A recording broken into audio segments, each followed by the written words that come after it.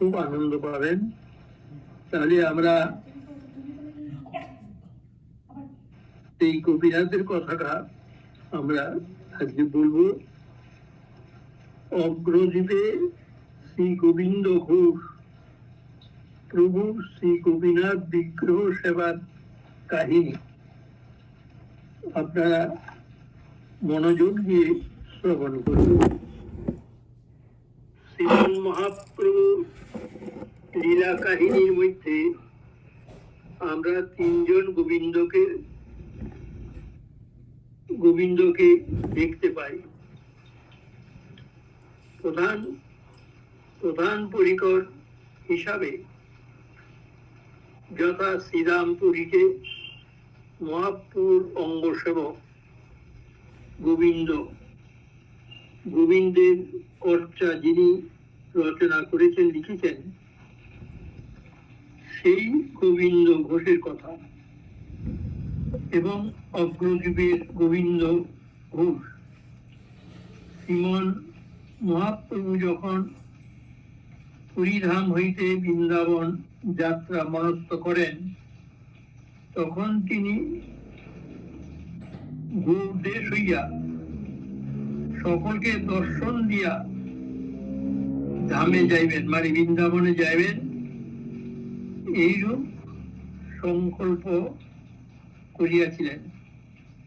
এবং সেই হিসাবে নবদ্বীপ, শান্তিপুর ইত্যাদি সব অঞ্চলে ভক্তগণকে দর্শন দান করিয়া পরিক্রমায় রত ছিলেন। এমত সময়ে সেই গোবিন্দ ঘোষ তার সেবক ছিলেন এবং ঘটনাক্রমে মহাপ্রভু অগ্রদ্বীপে আগমন করেন।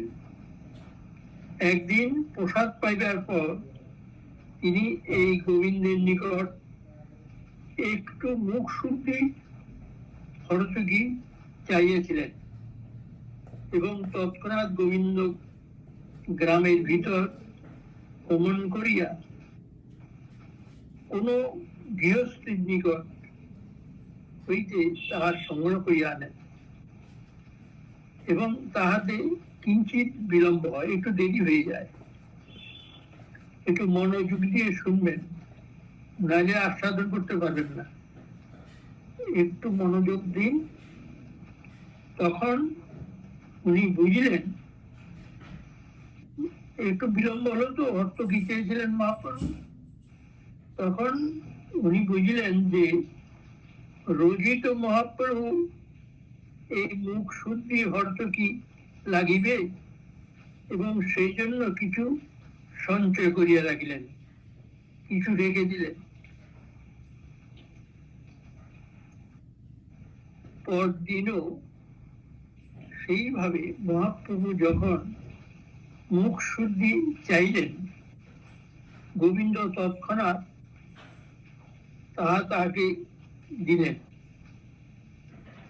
অনুসন্ধানে প্রভু জানিতে পারিলেন যে ইহা গত কল্যকারে সঞ্চিত হর্তকি, কিছু ছিল বাকি রেখে দিল, আঁচলে বেঁধে রেখেছিল।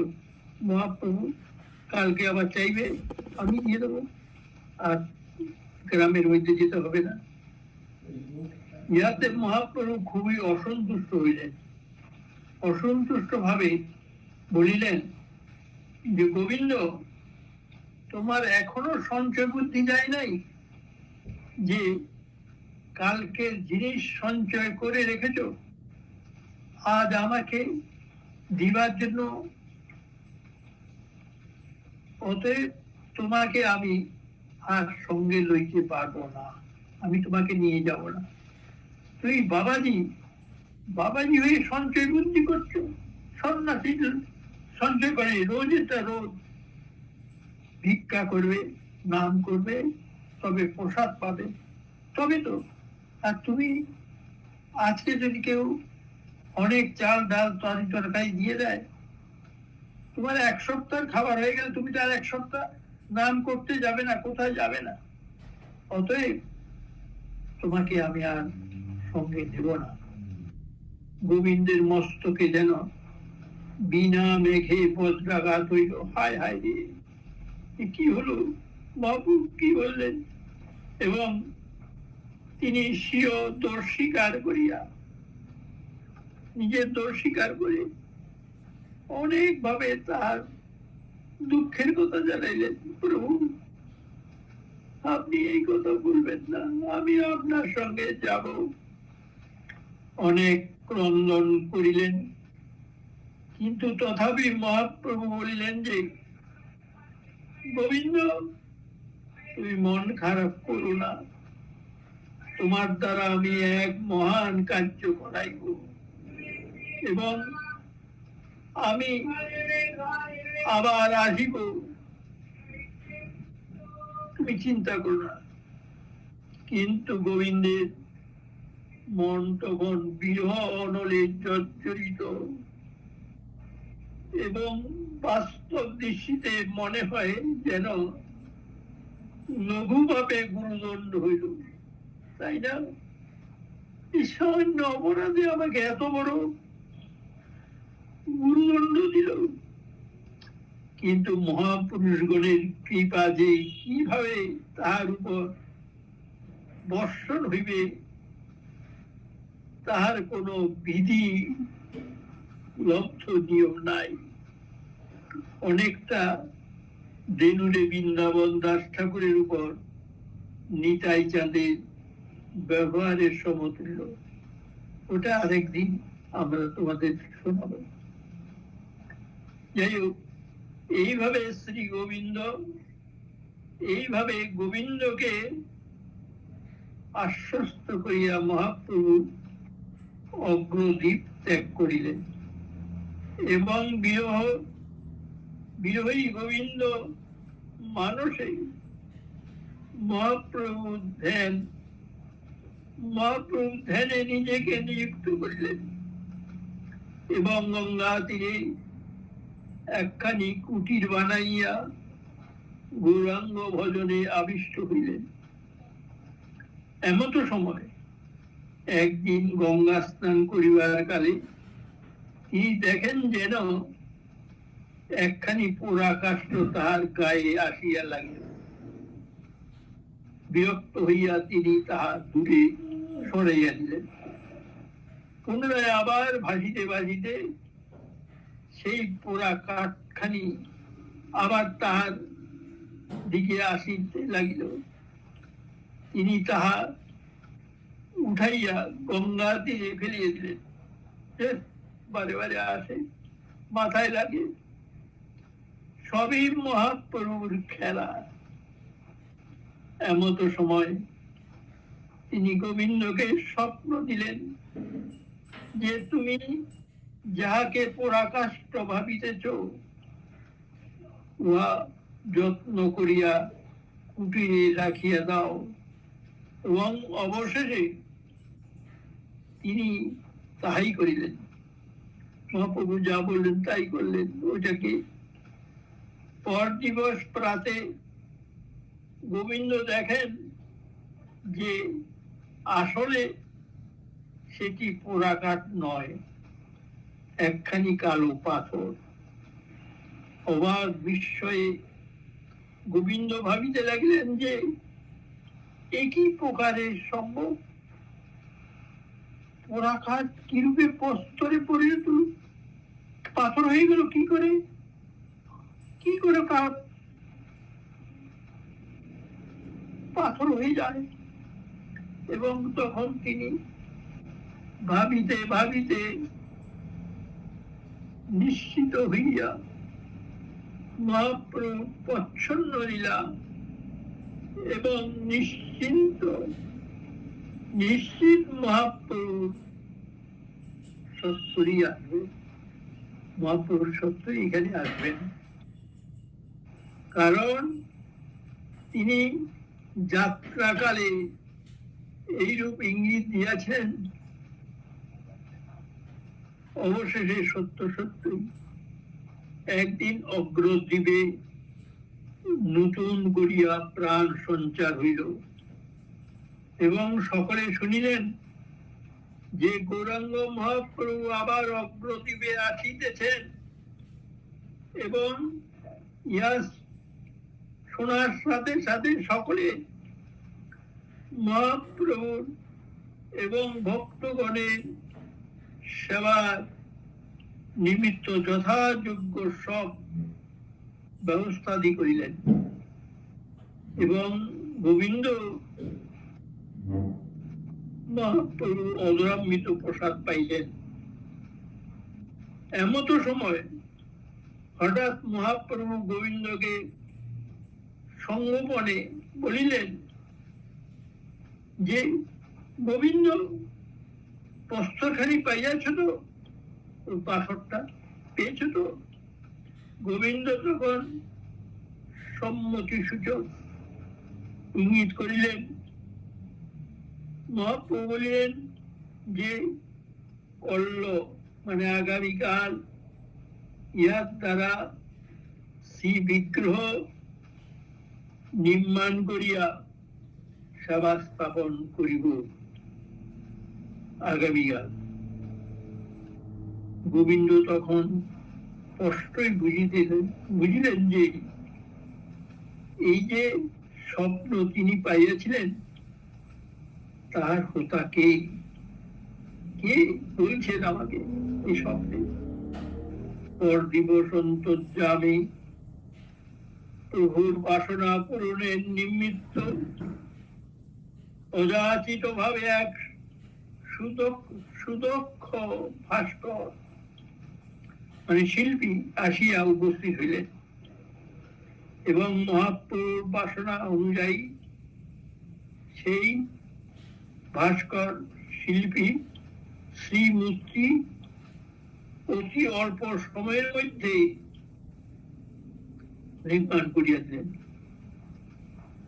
এর ফলে প্রবাদ আছে, এই যে স্বয়ং বিশ্বকর্মা কর্তৃকেই শ্রী বিগ্রহ নির্মিত হইয়াছিল।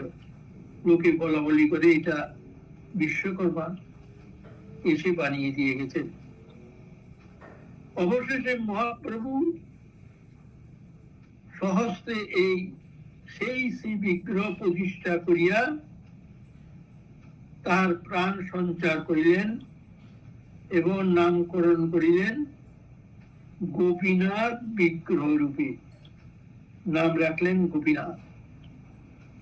অর্থাৎ এই যে রমণীয় বিগ্রহ, ইহার অতীব কাহিনী সমূহ শ্রবণ করলে শ্রদ্ধা ভক্তি দ্বিগুণ বেরিয়ে যায়, দ্বিগুণ ভাবে বর্ধিত হয়।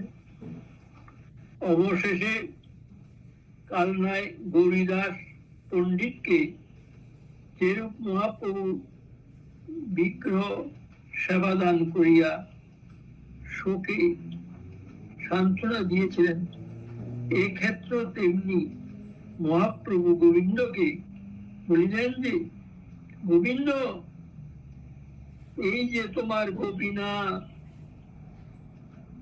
সেবা দান করিলাম, প্রাণ ভরিয়া সেবা করো, এবং তাহা হইলে আমার বিরহ তাপে তোমাকে ব্যাকুল হইতে হইবে না। সর্বপ্রথম হর্তকীর জন্য তোমাকে যখন ত্যাগ করিয়াছিলাম, আমি বলিয়াছিলাম আবার আসিব। এই দেখো আমি আসিয়াছি, এবং এবার তোমাকে সেবা দান করিয়া সেবা দিয়ে আমি যাচ্ছি, এবং সেবার মাধ্যমে তুমি আমাকে পাবে, এবং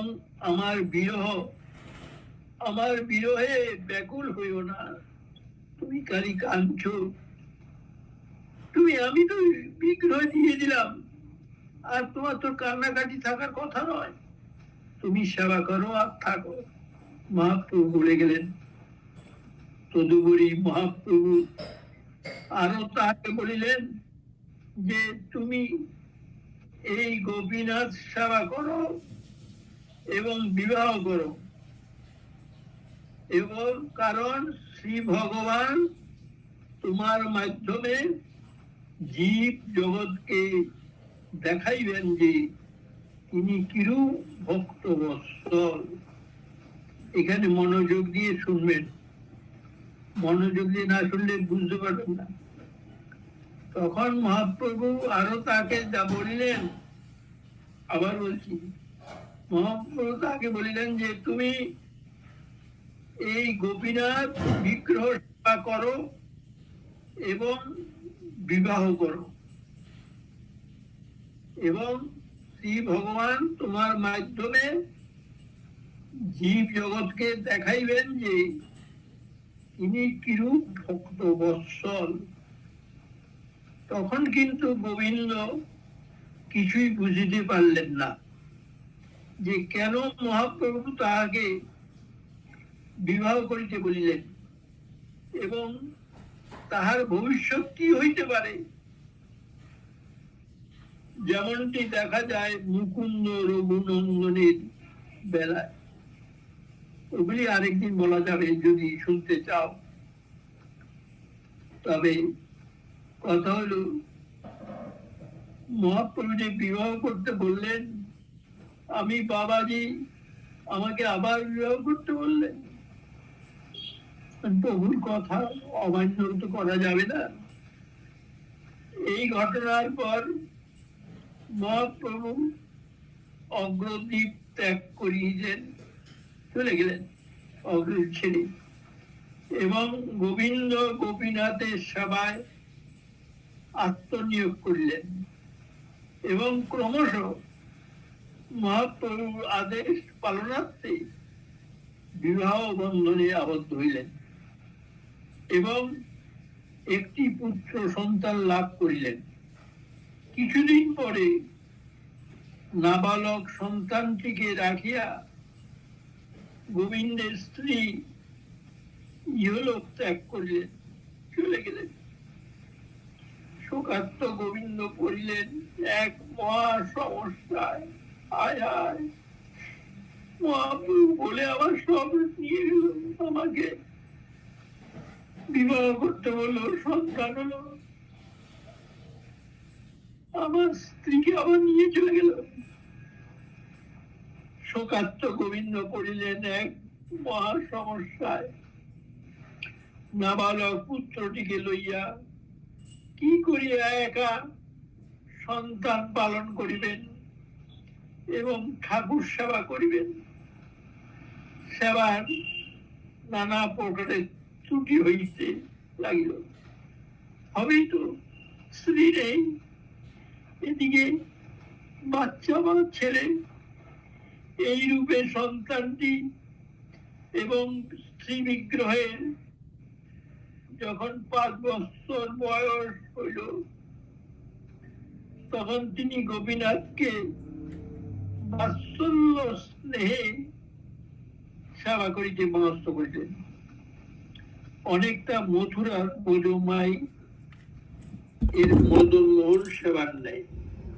এটা আলাদা বলা যাবে একদিন যদি শুনতে চাও। বিগ্রহ বলিয়া কোনো বিচার বুদ্ধি নাই। একবার ছেলেকে খাওয়ান, একবার গোপীনাথকে তাহা দেন, এইভাবে বাৎসল্য সেবা চলিতে লাগিল। এইভাবে গোবিন্দ ঘোষ এইভাবে সেবা করছে।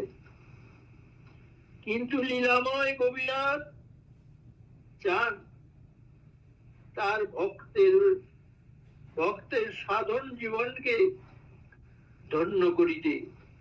সেহেতু নিষ্ঠুরই বলুন আর দয়ালুই বলুন, তিনি সন্তানটিকেও আত্মসাৎ করিলেন, নিয়ে নিলেন সন্তানটিকে। স্ত্রীর বিয়োগ ব্যথা গোবিন্দ এক প্রকার সহ্য করিয়া লইয়াছিলেন। স্ত্রী মরে গেছে, এত আমার দুঃখ হয় নাই, কিন্তু নাবালক সন্তানের বিয়োগ ব্যথায় তিনি উন্মাদের ন্যায় হইয়া গেলেন, পাগলের মতো, এবং বিগ্রহের উপর ভীষণ ভাবে রুষ্ট হইলেন। মায়া, এই কি লীলা আমাকে নিয়ে করছে? সগাত গোবিন্দ তখন অভিমানে আক্রোশে প্রভু সেবা পূজা সব বন্ধ করিয়া দিলেন এবং প্রাণ ত্যাগের সংকল্প করলেন। আমি এই জীবন আর রাখবো না। অবশেষে তিনি শ্রী বিগ্রহের সম্মুখে হত্যা দিয়া উপবাস করিয়া প্রাণ ত্যাগে উদ্যত হইলেন যে আমি এই জীবন আর রাখবো না। আমি এই ঠাকুরের সামনে, গোপীনাথের বিগ্রহের সামনে আমি না খেয়ে আমি মরে যাব। গোবিন্দের মনের ভাব এই যে এত নিষ্ঠার সহিত সেবা পূজা করিয়াছি, এত করছি, আর গোপীনাথ এমন নিষ্ঠুর যে আমার একমাত্র সন্তানটিকে অকালে টেনে নিয়ে, এ তার কোন বিচার? এই বিচার কি? আমাকে নিয়ে এরকম করলেন। আমি কি অপরাধ করেছি? কি অপরাধ তিনি করেছেন? এই যদি ঠাকুরের ব্যবহার হয়, তাহলে এমন ঠাকুরের আর সেবা করব না। উপবাসে আমি দেহ ত্যাগ করব। আমি এত ভাবে সেবা করলাম, আমাকে নিয়ে এইরকম করলো। আমার 5 বছরের ছেলেটাকে নিয়ে গেল। এইভাবে গোবিন্দ ঘোষ যখন অনাহারে মনোকষ্টের সহিত শ্রী বিগ্রহের উপর অভিমান এবং রাগ করিয়া সেবা পূজা বন্ধ করিয়া দিলেন, তখন লীলাময় গোপীনাথ স্বপ্নের মাধ্যমে গোবিন্দকে বলিলেন যে, গোবিন্দ, আমি বড় ক্ষুধার্ত, অনারে বড় কষ্ট পাচ্ছি। তুমি কেন আমার উপর রাগ করে সেবা পূজা বন্ধ করে দিয়েছ? নিয়তি লিখনে তোমার সন্তান চলে গিয়েছে, এ তো বড় তার ভালোই হয়েছে। আমার উপর অযথা রাগ করিয়া সেবা পূজা ভোগ রাগ বন্ধ করিও না। আমাকে এটা কি করেছ তুমি? আরে মানুষ জন্মের 6 দিনের মাথায় বিধান লিখে যান যে এই সময়ে তার মৃত্যু হবে। তবে তিনি তো লিখে গেছেন এই সময় তিনি মারা যাবেন। তুমি কেন আমার এত কষ্ট দিচ্ছ? আমার উপরে অযথা রাগ করে সেবা পূজা ভোগ রাগ বন্ধ করো না। তখন অভিমানী গোবিন্দ বললেন যে, আমার স্ত্রীকে যখন তুমি নিয়েছিলে, আমি তো কিছুই তোমার বলিনি, কিন্তু মাতৃহারা আমার একমাত্র সন্তানটিকে তুমি কেন নিলে? এ কি তোমার সেবার পুরস্কার? এই তোমাকে সেবা করে আমি এই পুরস্কার পেলাম? এ কি করছো? তখন লীলাময় গোপীনাথ বলিলেন যে, গোবিন্দ, তুমি যে আমার বাৎসল্য স্নেহের সেবা করো, সেই হিসাবে আমি তো তোমারই আরেক সন্তান, আমি তোমারই সন্তান। আচ্ছা, কোন লোকের যদি দুটি সন্তান থাকে এবং তাহার মধ্যে যদি একজন মারা যায়, তাহলে মাতা পিতা কি অপর সন্তানটিকে অনারে রাখে? অনারে রাখে? তুমি অযথা শোকে ভেঙে পড়ো না, আমি তো আছি তোমার সন্তান রূপে। এখানে মনোযোগ দিয়ে শুনবেন কি বলছেন ভগবান, গোপীনাথ কি বলছেন। তুমি অযথা শোকে ভেঙে পড়ো না, আমি তো আছি তোমার সন্তান রূপে। আমি যে তোমার চিরস্থায়ী চিরন্তন পুত্র, আমি চিরন্তন পুত্র। মাইক পুত্র গিয়াছে, মায়ার পুত্র চলে গেছে, তাহাতে কি হয়েছে? নানান রকম কথা বলছে, অনেক কথা। গোবিন্দ তখন বললেন, তুমি পুত্র না ছাই, তুমি পাষাণ বিগ্রহ, তুমি কি রূপে পুত্রের কার্য করবে? তুমি পাষাণ হয়ে আছো, তুমি হাঁটতে চলতে পারো না, তুমি পাষাণ বিগ্রহ, তুমি কি রূপে পুত্রের কার্য করবে? আমার অপ্রকটে পিণ্ডদান করিবে? আমার অপ্রকটে পিণ্ডদান করিবার জন্য আর কেহ রহিল না। ইহাতে আমার আত্মার সদ্গতি পর্যন্ত হইবে না। আমাকে কে পিণ্ডদান করবে? আমার বেলা তো কেউ আসবে না। তুমি তো বলিতেছ পুত্রের সব কার্য করিবে, আমার পিণ্ডদান কি করিতে পারিবে? আমার পিণ্ডদান তুমি কি করিতে পারিবে?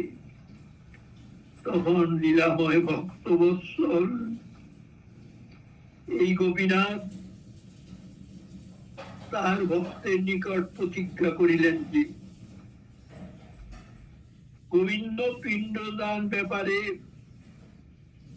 তুমি অযথা উৎকণ্ঠিত হইও না।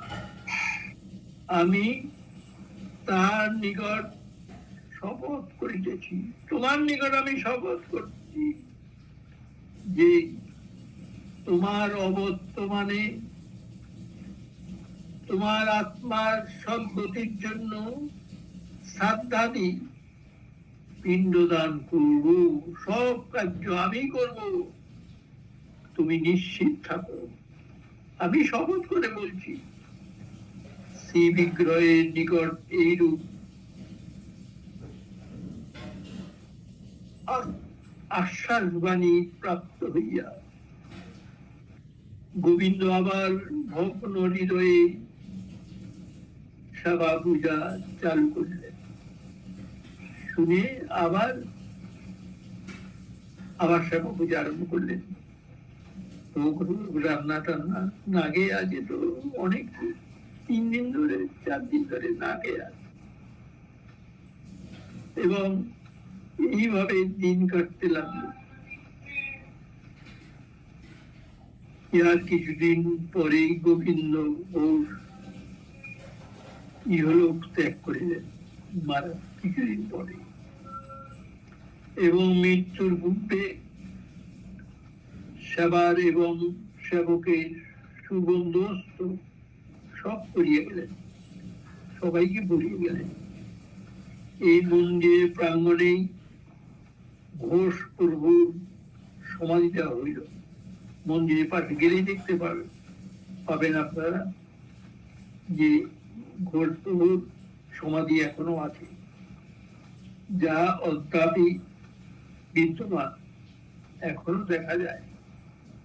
চারিদিকে শোকের ছায়া নামিয়ে আসিল এবং শিষ্য ভক্তগণ গোবিন্দের বিরহ ব্যথায় ব্যাকুল ভাবে রোদন করিতে লাগলেন।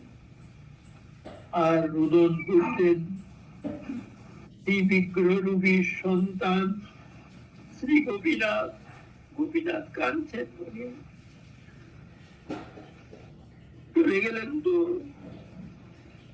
এখন গোপীনাথ বাবার জন্য কাঁদছে, কারণ তিনি যে সত্তাবদ্ধ ছিলেন, সত্য কথা বলে গেছেন, তো প্রতিজ্ঞা করেছিলেন। তৎকালীন ইতিহাস হইতে জানা যায় যে গোপীনাথজির পদ্মপলাশ লোচন হইতে অশ্রু বাড়ি অনর্গল ধারায় প্রবাহিত হচ্ছে। পদ্মলোচন সেই চোখ দিয়ে গোপীনাথের জল, গোপীনাথের জল, চোখের জল খালি পেয়ে বেয়ে পড়ছে। সবাই দেখছে, গ্রামের লোক এসে দেখছে কি বিগ্রহ কাঁদছে। পিতৃবিয়োগে সন্তান যেরূপ রোদন করে, কান্নাকাটি করে, এক্ষেত্রে বিগ্রহ হইল তিনি যে গোবিন্দের অপর সন্তান, সেই জন্য জীব জগতের হিসাবে তিনি পিতৃহারা সন্তানের ন্যায় ব্যাকুল ভাবে ক্রন্দন করছেন। সেই কি দৃশ্য আজ আমরা যে শ্রীমূর্তি সকলে দর্শন করতেছি, মানে যাব, গেলে এই দৃশ্য দেখতে পাবেন। ইনি সেই গোপীনাথ, যিনি ভক্তের জন্য বা পিতার জন্য নীরবে অশ্রু বিসর্জন করেছিলেন। পাষাণ বিগ্রহের এই জাতীয় প্রকট লীলা হিসাবে বৈষ্ণব জগতে কুৎসাবি দর্শন হয় না। আপনি পৃথিবীতে কোন বিগ্রহে এরকম দর্শন আপনি দেখতে পাবেন না। সেই জন্য অগ্রদ্বীপে এত ভক্ত সমাগম এবং অগ্রদ্বীপের এত মহিমা, সেই জন্য যেতে বলছি। পিতৃহারা সন্তান হিসাবে গোপীনাথ রোদন করিলেন। প্রতিজ্ঞা তো পূরণ হয় নাই, কারণ তিনি যে পিণ্ডদান প্রতিজ্ঞাবদ্ধ, পিণ্ডদান করবেন বলেছেন প্রতিজ্ঞাবদ্ধ, এখনো শেষ হয় নাই। যেহেতু একদিন নিশীথে শাবককে স্বপ্ন যুগে বলিতেছেন, রাত্রিকালে যারা সেবার কাজ করছে, গোবিন্দ গৌর আমার পিতা, আমি 1 মাস অশৌচ পালন করিব এবং অভিসান্ন গ্রহণ করিব। তুমি আমাকে পল্ল স্নান করাইয়া সামাজিক নিয়ম অনুসারে বেশ ধারণ করাইবা। স্বপ্নে পূজারীকে বলছে, আমাকে ওই কাঁচা গলায় দড়ি, কাপড়, কাঁচা কাপড় পরিয়ে ওই আমাকে সেরূপ বেশ ধারণ করাবে। আমি বলছি তুমি তাই করো, যেরকম গ্রামের সকলে যেরকম করে, বাবা মরে গেলে সেই রকম আমাকে করাবে। এবং এই জাতীয় স্বপ্ন পেয়ে এবং স্তম্ভিত হইলেন এবং বলিলেন, ঠাকুর তুমি কি সত্যি আমার সহিত কথা বলিতেছ? তুমি পুনরায় সত্য করিয়া বলো, আমি কি প্রকারে তোমাকে কাঁচা পরাইব? যেরকম মানুষ কাপড় পরে কাঁচা পরে, লোকে আমাকে কি বলবে? ঠাকুর, তুমি এই লীলা সম্বরণ করো, তুমি এই কথা বলো না। জগতে কত লোক কত সুন্দরভাবে সাজায়, আর তোমাকে কাঁচা পরিয়ে আমি ওই লোহার চাবি পরিয়ে গলায় টুকরি, আবার তো আমি পারবো না। ঠাকুরকে কত সুন্দরভাবে সাজায়, তুমি আমাকে কি বলছো? হ্যাঁ, বাবা মরে গেলে ছেলে যেরকম করে আশেপাশে, আমাদের নিয়ম অনুযায়ী, শাস্ত্র নিয়ম অনুযায়ী আমাদের তাই করতে হয়, সব লেখা আছে। আমাকেও সেরকম করাবে, আমি যে কথা দিয়েছি তার কাছে।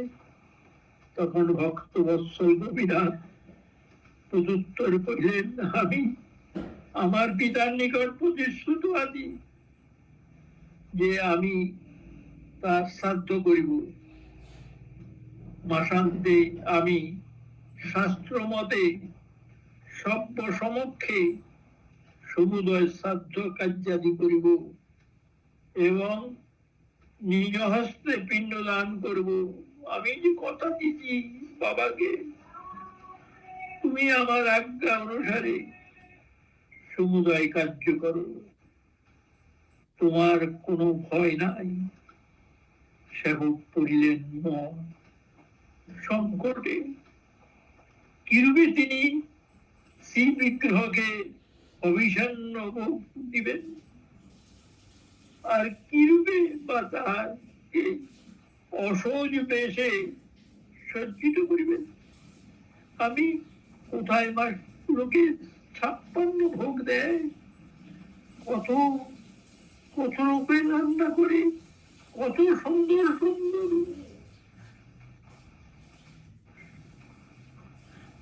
ওই যে ভোগ রাখলে। তুমি এটা কি বলছো?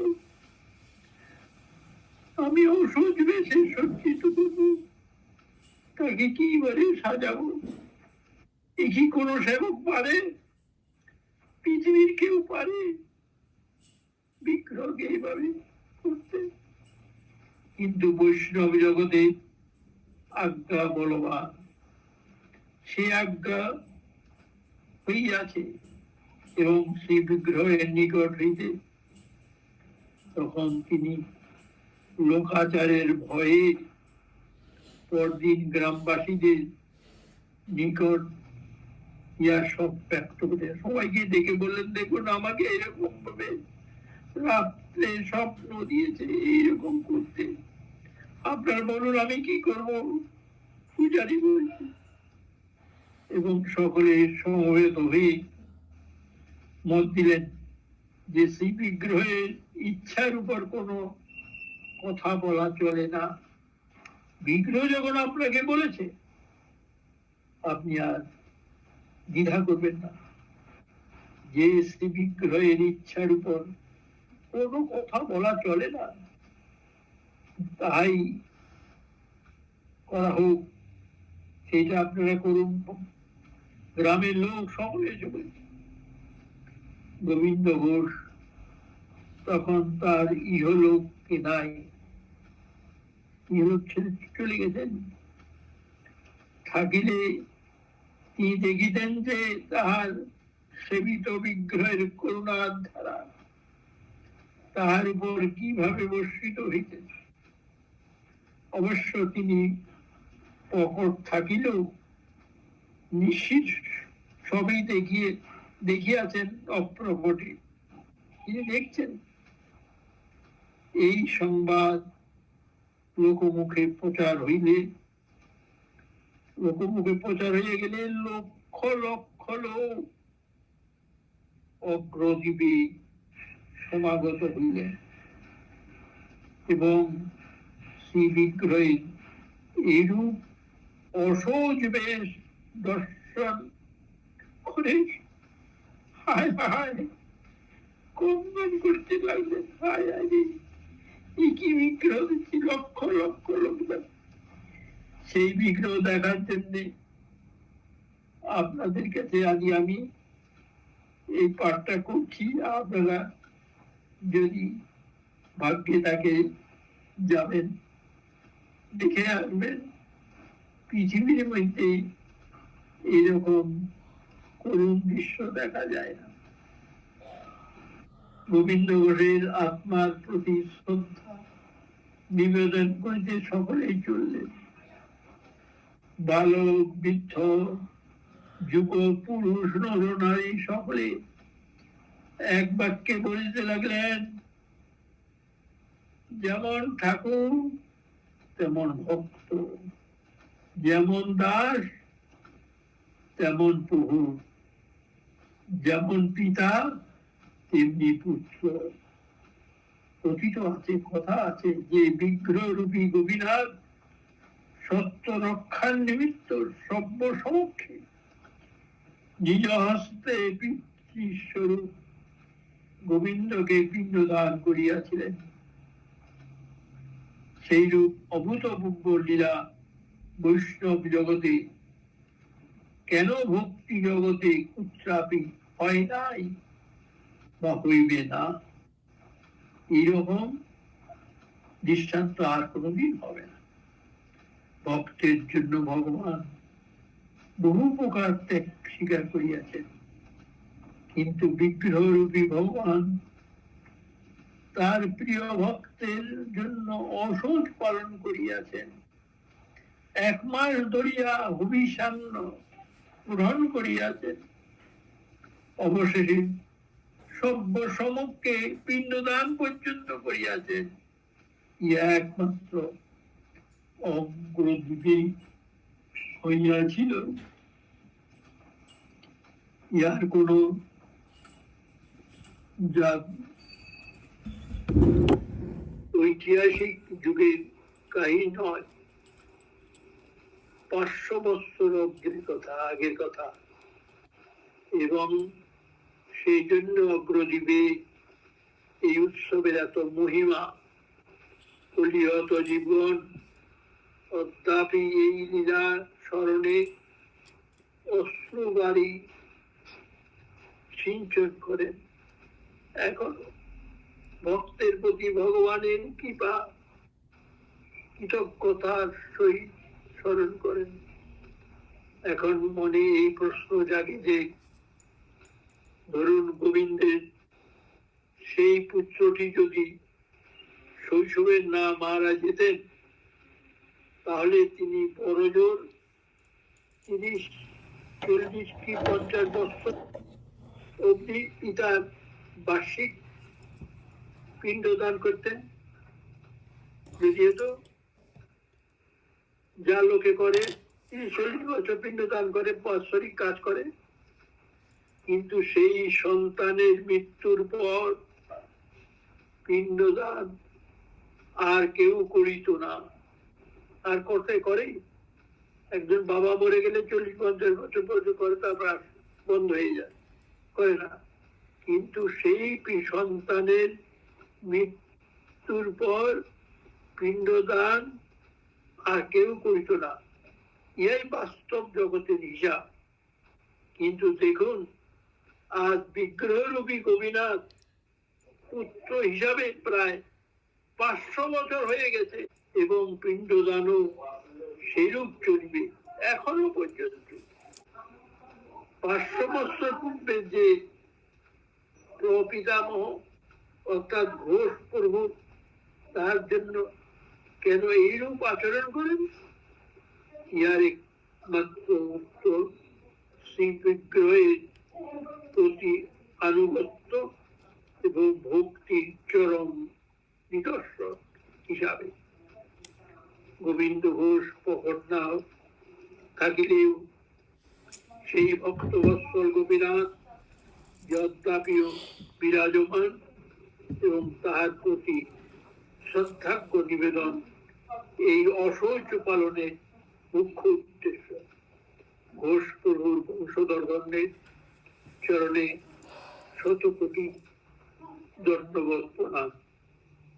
এখন আমরা বুঝতে পারি যে করুণাময় মহাপ্রভু কেন তাহাকে বিবাহ করিতে বলিয়াছিলেন এবং সন্তান জন্ম না হইলে তো এই লীলা সম্ভব হইত না। অর্থাৎ ভক্ত জীব জগৎকে প্রচারের নিমিত্ত মহাপ্রভুর এই লীলা, এবং আমরা বেশ বুঝতে পারি যে সামান্য হর্তকির জন্য তিনি গোবিন্দকে পরিত্যাগ করিয়াছিলেন। আপাত দৃষ্টিতে তখন ইহাকে লঘু পাপে গুরুদণ্ড বলিয়া মনে করিয়াছিলাম, কিন্তু এখন বেশ বুঝতে পারি যে ইহা মহৎ কৃপার নামান্তর মাত্র। এখানে কিছু তত্ত্ব কথা প্রয়োজন। মাইক জগতের সন্তান স্নেহের মাধুর্য আস্বাদন করাইয়া তিনি অবশেষে বিশেষ ক্ষেত্রে সেই প্রিয়জনকে সরাইয়া লইলেন। কেন তাদের বিবাহ করালেন আমরা সকলে জানি বা বুঝি। এটাই একটা লীলা। বুঝতে ভগবান যা করে তার মঙ্গলের জন্যই করে। আর দেখুন, এই মাইক সন্তান কেহই চিরস্থায়ী নয়, সেহেতু তিনি তাহার একনিষ্ঠ ভক্তকে আরো নিবিড় ভাবে পাইবার জন্য সন্তানটিকে আত্মসাৎ করে নেন, মানে তাকে বিরহ, মানে তাকে মারা যান, তাকে প্রাণ ত্যাগ করিয়ে দিলেন এবং অন্য জিনিসও এবং তাকে ভালোবাসিবে। আমি বলতে পারছি না, আমার ভাষা চলে যাচ্ছে। একান্ত আপনজন বলি আমরা যাহাদের ভালোবাসি, তারা সবই অলৌকিক ও ক্ষণস্থায়ী। সেই জন্য যিনি চিরস্থায়ী, যিনি চিরন্তন, যার কৃপায় এই সব সন্তান সন্ততি আমরা পেয়েছি, তাকে ভালোবাসতে শিখুন। যার উজ্জ্বল দৃষ্টান্ত এই গোবিন্দ ঘোষের জীবনী এবং গোপীনাথ সেবা। যাই হোক, আমি আর বলতে পারছি না। গোপীনাথ নিশ্চিত আপনাদের কথা শুনবেন। আমার দোষ প্রতি নিজ গুণে ক্ষমা অর্চনা করবেন। আমি আপনাদের কাছে করজোড়ে বলছি, আপনারা যদি পারেন তবে এই নবদ্বীপে অগ্রদ্বীপে আপনারা দর্শন করে আসবেন। আমার এই অনুরোধ। তবে আরো আমি আপনাদের যমুনার খিচুড়া গোপীনাথের প্রসঙ্গ বলব। শ্রীখণ্ডের শ্রী রঘুনন্দনের গোপীনাথ সেবার কাহিনী কিছু কিছু বলব, যদি আমার ভাগ্যে হয়। আমার কৃষ্ণ কথা বলার জন্য প্রাণ ছটফট করছে। কাম্যবনে গোপীনাথের কাহিনী এসব করব। আজকে এই পর্যন্তই আমি বিশ্রাম দিচ্ছি।